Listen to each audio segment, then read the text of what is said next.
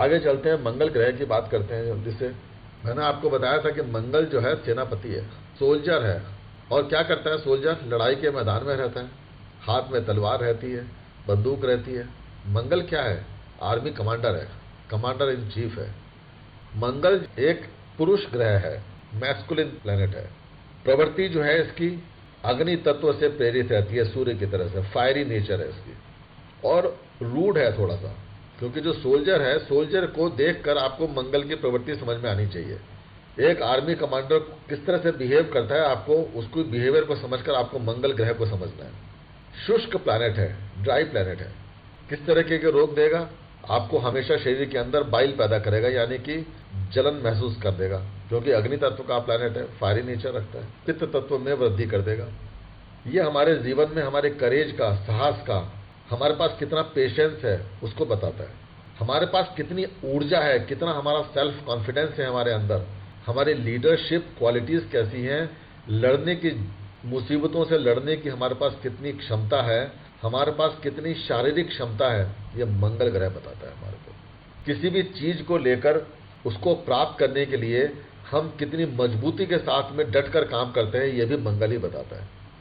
हम कितने क्रूर हैं, कितने आक्रामक हैं, कितने सौम्य हैं, ये भी मंगल बताएगा।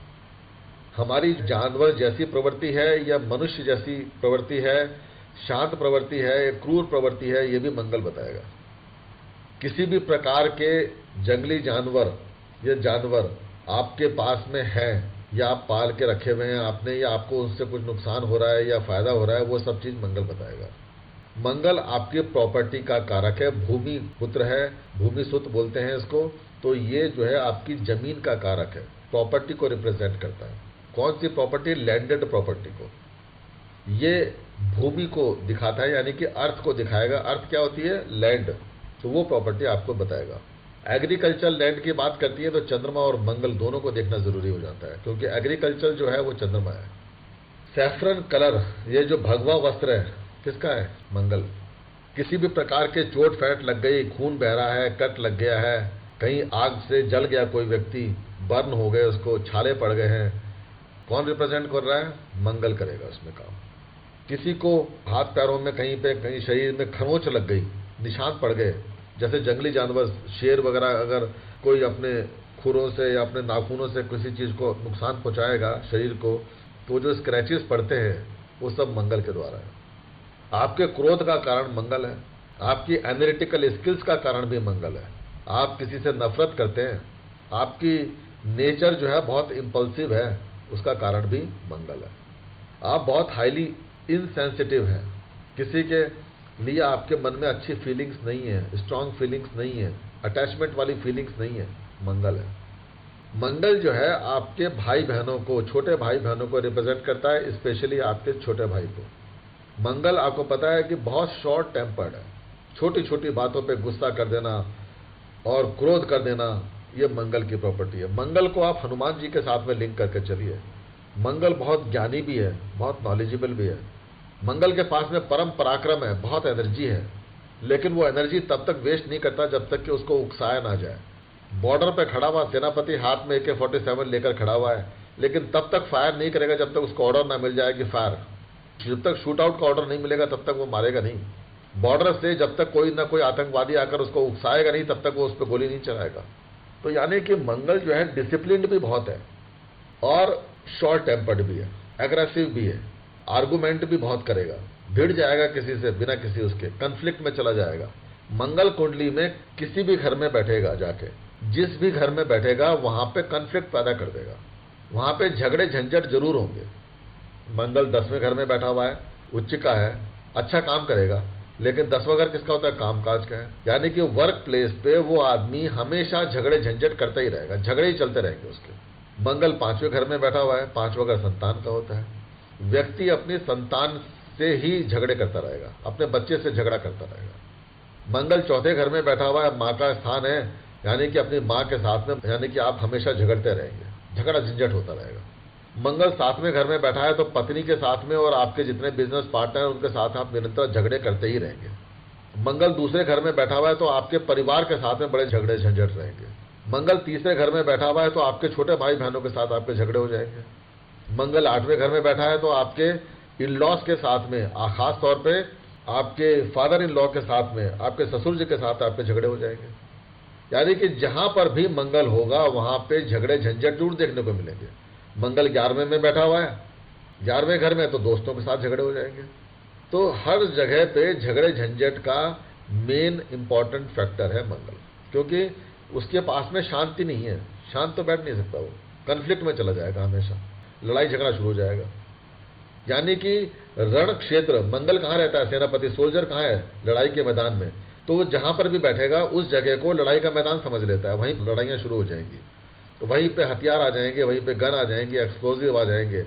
अब आप काम करने वाले जीव हैं, आप व्हाइट कॉलर जॉब में हैं, तो आपका एक्सप्लोजिव क्या है, आपकी वाणी, और क्या है आपके हाथ। यानी कि आप अपने हाथों से जो कुछ लिख कर दे रहे हैं उसमें अग्नि उछलने लग जाएगी, यानी कि वो वेपन बन जाएंगे आपके। तो इस तरह से आपके झगड़े झंझट बनते हैं। मंगल एक्सीडेंट्स का कारक है, क्योंकि ये खून को रिप्रेजेंट करता है, तो जितने भी एक्सीडेंट्स होंगे मंगल की वजह से होते हैं। मंगल अफ्लिक्शन में आएगा तभी खून बहेगा, नहीं तो नहीं होगा। खून की बीमारी होगी, किसी भी व्यक्ति को, किसी को कैंसर हो गया तो इसका मतलब है कि राहु, कैंसर कौन है, राहु है, राहु के जब भी मैलिफिक इंपैक्ट मंगल के ऊपर पड़ेगा तो कैंसर की बीमारी हो जाएगी। तो मंगल जो है इन सारी चीजों को दिखाता है। मंगल जो है सर्जन भी है, क्योंकि 8वें घर में कौन सी राशि पड़ती है, वृश्चिक राशि, 8वां घर। और 8वां घर क्या होता है कुंडली में, 8वां घर आपका हॉस्पिटल का बेड है, या आपके बेडरूम के अंदर भी जो बेड होता है वो जो है बेड 8वां घर है। और बेड के ऊपर आप दो ही कारण से जाते हैं, या तो विश्राम करने के लिए, और विश्राम आप कहाँ करते हैं, आप विश्राम करते हैं 12th हाउस में। 12th हाउस कौन है, आपका बेडरूम। तो बेडरूम में जो बेड है उस पर अगर आप लेटे हैं तो आप विश्राम करेंगे, सोएंगे रात को 12th हाउस में। लेकिन अगर आप 8वें हाउस के अंदर अगर आप बैठेंगे तो हॉस्पिटल के बेड पे बैठेंगे, तो हॉस्पिटल का जो बेड है वो 8वां घर है। अब हॉस्पिटल के बेड पे आप कब लेटेंगे, जब आप बीमार होंगे। यानी कि जब 6, 8, 12 घर आपके एक्टिव होंगे तो आप बीमार होंगे। और 8वें घर के अंदर अगर मंगल भी आकर बैठ गया तो अब मंगल कौन है, सर्जन है, खून बहाएगा, तो एक्सीडेंट करवा करके आपको हॉस्पिटल के बेड पे लिटाएगा और आपकी सर्जरी कराएगा। तो कोई भी व्यक्ति, कोई भी डॉक्टर सर्जन तब तक नहीं बन सकता जब तक कि कुंडली के 8वें घर के साथ में मंगल या केतु, ये दोनों सर्जन है, दोनों का काम खून बहाना है। आपने सुना भी होगा कि कुजवत केतु शनिवत राहु, यानी कि मंगल को फॉलो करने वाला, मंगल जैसा व्यवहार करने वाला वो केतु है, और शनि जैसा व्यवहार करने वाला वो राहु है। तो यानी कि मंगल और केतु दोनों एक ही तरह का व्यवहार करेंगे, यानी कि खून बहाने का काम करेंगे, सर्जरी कराएंगे। तो क्या करेंगे, आपको हॉस्पिटल ले जा लेंगे, उस बेड पर लेटा देंगे। तो यानी कि जितनी भी सर्जरी आपकी, किसी भी व्यक्ति की सर्जरी आपने प्रेडिक्ट करनी है, कोई आपसे पूछने आया सर्जरी होगी नहीं होगी, मंगल की स्थिति देखिए, केतु की स्थिति देखिए। अगर दोनों ही प्लैनेट आपको मना कर रहे हैं कि सर्जरी नहीं हो सकती, तो कोई तरीका ही नहीं है उसकी सर्जरी होने का, हो ही नहीं पाएगी सर्जरी उसकी। कोई भी डॉक्टर सर्जन नहीं बन सकता अगर मंगल केतु का इन्वॉल्वमेंट नहीं हो रहा है, या 8वें घर का इन्वॉल्वमेंट नहीं हो रहा है, तो नहीं बन सकता वो डॉक्टर, वो सर्जन नहीं बनेगा। आपको किसी भी चीज को प्राप्त करने की कोई बहुत स्ट्रांग डिजायर है, आपके लाइफ में कोई पैशन है, मंगल उसके लिए रेस्पॉन्सिबल होगा प्लैनेट। देखिए मंगल दो तरीके के बताए गए। लाल किताब की अगर बात करेंगे तो लाल किताब में मंगल को मंगल बद, यानी बैड मंगल और शुभ मंगल के नाम से जाना जाता है।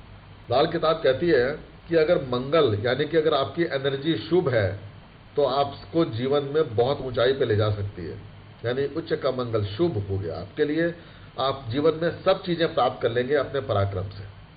लेकिन अगर मंगल बद हो गया, यानी कि अष्टम भाव में बैठ गया मंगल जाकर, या बुध अष्टम भाव में बैठ गया, या किसी और कारणवश अगर मंगल खराब हो गया कुंडली के अंदर, तो जिंदगी में कुंडली में कोई भी प्लैनेट, अच्छे से अच्छे प्लैनेट की जो पोजीशंस होंगी वो भी खराब हो जाएगी। यानी कि मंगल बद को लाल किताब में इतना गलत बोला गया है, उन्होंने कहा है कि अगर बृहस्पति भी अगर अच्छा बैठा हुआ है, केंद्र त्रिकोण में संबंध बनाकर बैठा हुआ है, तो वो भी आपको मंगल बद होने के वजह से अच्छा परिणाम नहीं दे पाएगा। यानी कि बृहस्पति को भी मंगल बांध के रख देता है। ये देखिए कितनी जबरदस्त बात हो गई। इसलिए मंगल का शुभ होना बहुत जरूरी है। अब देखिए जो कोयला है, कोयला कौन है? कोयला शनि को रिप्रेजेंट करता है, लेकिन उसको अगर हम आग में तपा दें तो कोयला जो है लाल रंग का हो जाता है, दहकता हुआ अंगार बन जाता है।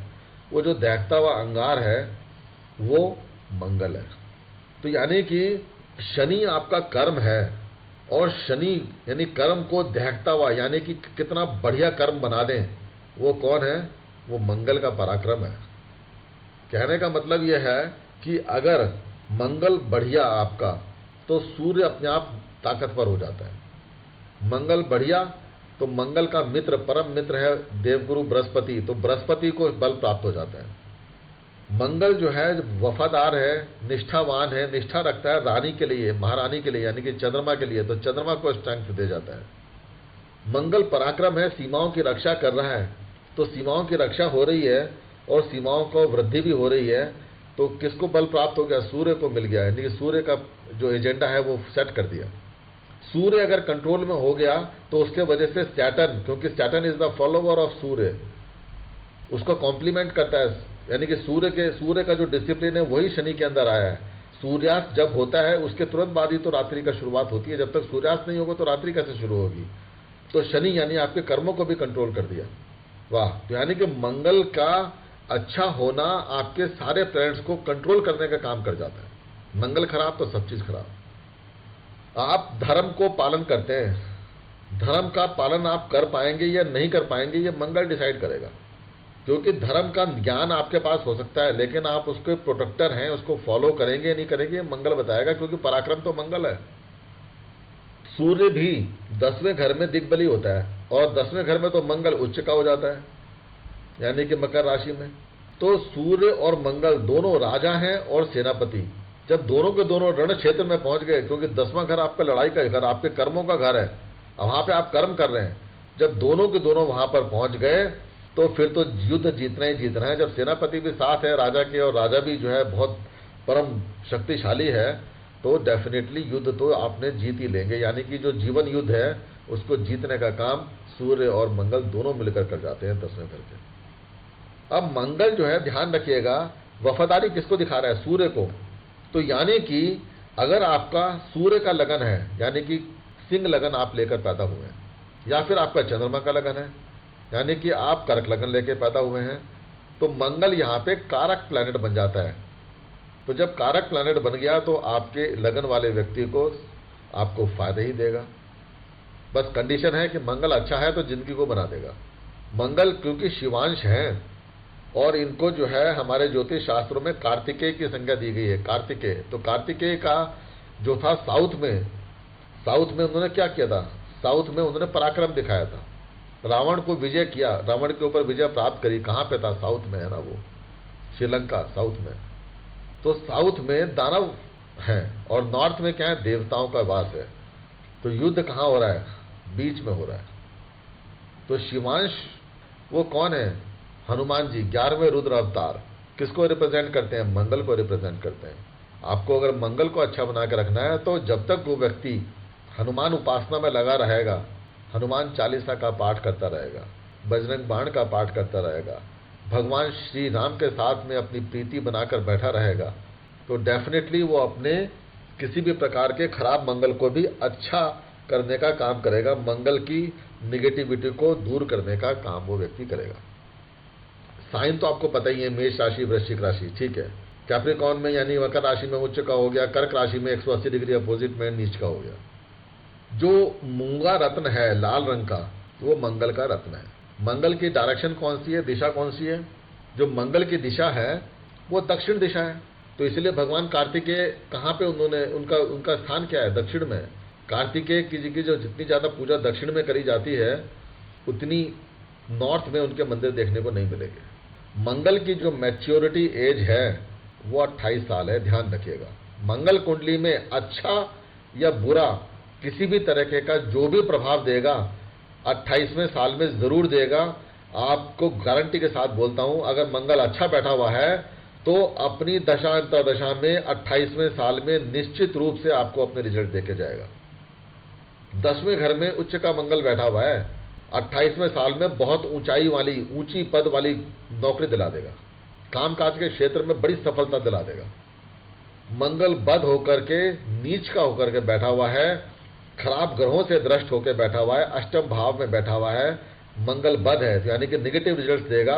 28वें साल में निश्चित रूप से उसको नेगेटिव रिजल्ट्स मिलेंगे। ये आप इस तरह से प्रेडिक्शन इसकी कर सकते हैं। मंगल अग्नि तत्व का देवता है। इसके जो नक्षत्र हैं मंगल के, 3 नक्षत्र इसको भी मिले हुए हैं, मृगशिरा, धनिष्ठा और चित्रा नक्षत्र। तीनों नक्षत्र जो है मंगल के। मंगल एक राशि में 1.5 महीना गोचर करता है, 1.5 मंथ, और पूरे जोडियक का चक्कर लगाने में मंगल को 18 महीने लगते हैं। 1.5 साल लगता है पूरे जोडियक का चक्कर लगाने में। यानी कि सूर्य तो पूरा चक्कर लगा करके वापस अपनी कुर्सी पर आकर बैठ जाते हैं 1 साल के अंदर, 12 महीने में, लेकिन सेनापति जो है 6 महीने आगे घूम के आता है, एक्स्ट्रा इंश्योर करके आता है, एवरीथिंग इज इन शेप। मंगल जो है मीन राशि में पावरफुल बोला जाता है, यहां तक कि कुंभ राशि में भी पावरफुल बोला गया है इसको। देखिए, कुंभ राशि में तो कोई भी प्लैनेट नीच का होता ही नहीं है, सारे प्लैनेट शुभ ही प्रभाव देते हैं, ये तो सबको पता है। तो कुंभ राशि की तो बात छोड़ देते हैं, मीन राशि को डिस्कस कर लेते हैं। देखिए, मीन राशि मैंने क्या बताया, मीन राशि आपका बेडरूम है, और 12वें घर में यानी मीन राशि, कौन से 2 प्लैनेट हैं जो उसको रूल करते हैं? एक तो है देवगुरु बृहस्पति और दूसरा है राहु।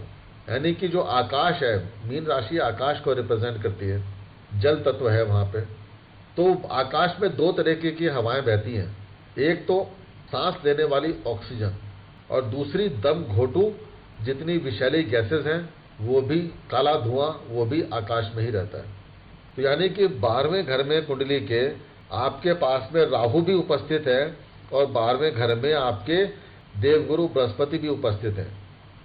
और अगर मंगल वहां पे आकर बैठ गया 12वें घर में, तो मंगल क्योंकि देवगुरु बृहस्पति का परम मित्र है, तो बृहस्पति को अपनी शक्ति प्रदान कर देगा। यानी कि अब आपको सांसों में तकलीफ नहीं होगी, यानी कि आपकी सांसें रुकेंगी नहीं, आपकी उम्र को बढ़ा देगा।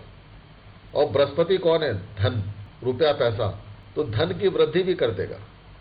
अब कैसे करेगा ये बात अलग है, हो सकता है आप लोन लेकर ही धन की वृद्धि कर रहे हो, वो अलग चीज है, लेकिन पैसा की आमदनी करा देगा 12वें घर में बैठा हुआ मंगल। 12वें घर में बैठकर जो मंगल है आपको पराक्रम दे देगा। पराक्रम क्यों दे देगा? क्योंकि 3rd हाउस के ऊपर मंगल की एस्पेक्ट है कि 3rd हाउस का कारक है, और कारक प्लैनेट अपने ही घर को देख रहा है, कारक भाव को देख रहा है, तो अपनी एनर्जी दे देता है, उसको ऊर्जा मिल जाती है। आपके सपने, 12वां घर सपनों का है, तो दिन में आप सपने देखते हैं, और 12वें घर में रात को आप सपने देखते हैं और दिन में उन सपनों को पूरा करने के लिए कड़ी मेहनत करते हैं, तो 12वां घर का मंगल आपको जीत हासिल करा देता है। अब मंगल कौन है? हनुमान जी हैं, वानर है। और राहु कौन है? हाथी है। तो हाथी जो है, जो जंगली हाथी है, उसके ऊपर अगर महावत आकर बैठ जाए तो हाथी को, जंगली हाथी को भी कंट्रोल कर लेता है। तो अगर मंगल 12वें घर में है, तो कुंडली में राहु किसी भी घर में खराब स्थिति में भी क्यों ना बैठा हुआ हो, मंगल उस राहु के नेगेटिव प्रभावों को कंट्रोल कर लेता है। तो इसीलिए मंगल को मीन राशि में बड़ा पावरफुल बोला गया है। मार्स से यानी मंगल से मिलने वाली जो बीमारियां हैं, वो दांत खाज, खुजली हो सकती है, एक्जिमा हो सकता है, रैशेज हो सकते हैं, खून से संबंधित जितने भी प्रकार की बीमारियां हैं, पित्त से संबंधित जितनी बीमारियां हैं, मंगल के दिन है। खून बह रहा है, कट लग गया है, शॉक लग रहे हैं, बिजली के झटके लग रहे हैं आपके, या बंदूक की गोली लग रही है आपको, कोई आपको चाकू मार दे रहा है, कोई तेज धार के हथियार से आपको कष्ट पहुंचा रहा है, या चोट लग गई है आपको, वो सब मंगल है। ठीक है, क्रोध आपको आ रहा है, मंगल है। किसी को घृणा हो रही है, आपके मंगल है। आपका मेंटल साइकिक डिस्टर्बेंसेस हो रहे हैं, पागलपने की हरकतें आप कर रहे हैं, मंगल है। आप बहुत गरीब हैं, समझ में नहीं आ रहा कैसे गरीबी को दूर करें, कौन सा प्लैनेट आपको देखना चाहिए? मंगल को देखना चाहिए। किसी भी प्रकार का शरीर में इन्फेक्शन हो गया है, वायरल इन्फेक्शन हो गया है, कोई भी इन्फेक्शन होगा तो मंगल रेस्पॉन्सिबल होगा उसके लिए। छोटी माता निकल जाती थी, स्मॉल पॉक्स निकलती थी, जो शरीर के ऊपर छोटे छोटे छाले से पड़ जाते थे, मंगल है। प्लेग की बीमारी मंगल के द्वारा है। टीबी होती है, मंगल के द्वारा है। प्यास लग रही है आपको, मंगल। आपको पाइल्स की बीमारी हो गई, आपको अल्सर है, मुंह के अंदर छाले पड़े हुए हैं, आपको बुखार आ रहा है, कौन सा प्लैनेट देखेंगे? मंगल को देखिए। आपको जहर का असर हो गया है, आपकी सर्जरी हो रही है, आपके पेट में कोई बीमारी हो गई है, तो सूर्य को भी देखेंगे, मंगल को भी देखेंगे। आपको लीवर की लंग्स की कोई बीमारी हो गई है तो लीवर की बीमारी के लिए मंगल और बृहस्पति को देखेंगे, लंग्स की बीमारी के लिए मंगल और चंद्रमा को देखेंगे। आपको नाक की बीमारी होगी, नाक में कोई प्रॉब्लम है तो आप मंगल को देखेंगे और बुध को देखेंगे। अगर आपको कानों से संबंधित कोई प्रॉब्लम आ रही है तो आप कानों की बीमारी के लिए मंगल को देखेंगे, राहु को देखेंगे। तो ऐसे करके मंगल जो है इन सब चीज़ों के बीमारियों को रिप्रेजेंट करता है। ठीक है, आज का सेशन यहीं पे क्लोज करते हैं। अगले हफ्ते हम दोबारा कनेक्ट करेंगे और आगे के प्लैनेट्स को लेके चलेंगे और फिर हम उसके ऊपर आगे फर्दर बात करते हैं। ठीक है जी, तो जय सिया राम। आप सबका दिन शुभ हो, उत्तम हो, मंगलमय हो, ऐसी प्रार्थना करता हूँ। जय सिया राम।